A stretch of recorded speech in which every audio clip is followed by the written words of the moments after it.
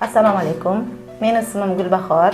Rahimjonova Gulmiraxonni onalari bo'laman.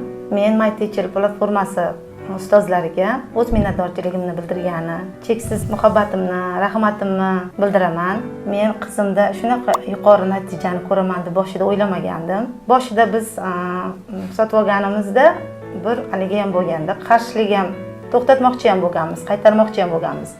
Hozir o'sha holatni eslasam, o'zimni achchiqlanib ketyapman-da. Chunki shunaqa yuqori darajaga qizimni olib chiqib berishdi.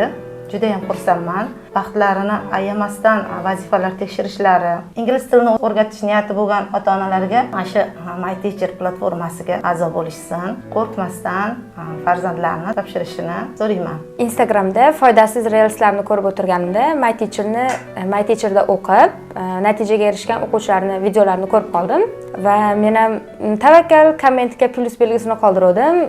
Menga srazi maslahatchi mutaxassislar qo'ng'iroq qilishdi. Menga kursni tanishtirdi.